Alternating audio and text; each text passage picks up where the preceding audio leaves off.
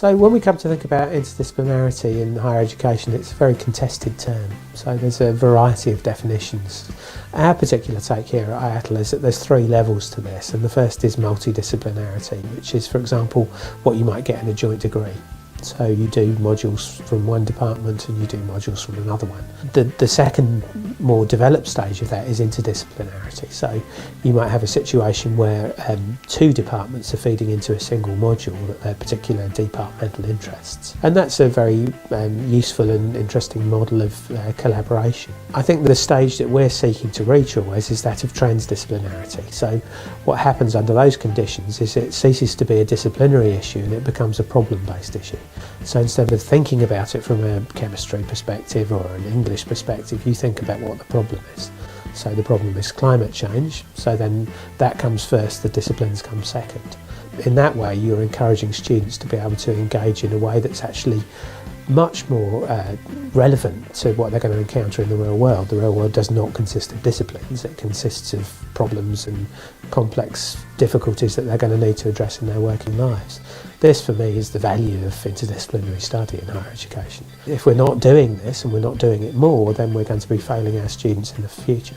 And of course there's employability issues connected to that. If you talk to many employers, and I've been talking to some in engineering recently, they're not so much interested in having trained engineers come to work for them. They're interested in having problem solvers, they're interested in people with critical thinking skills, people who can collaborate, people who can generate their own knowledge. And for me, interdisciplinarity is the key to that process.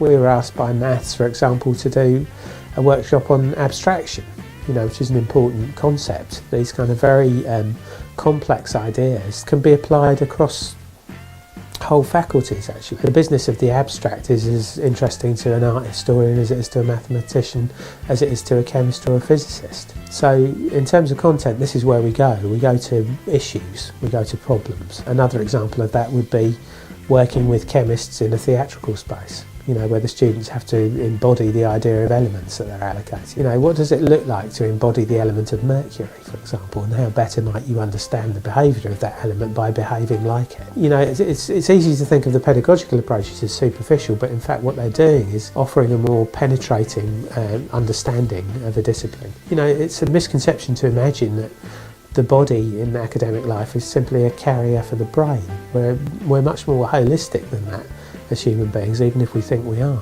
We know things in our bodies in ways that we know things intellectually. In fact, there's no difference. So for me, interdisciplinarity also gets to that really age-old Cartesian problem of mind and body.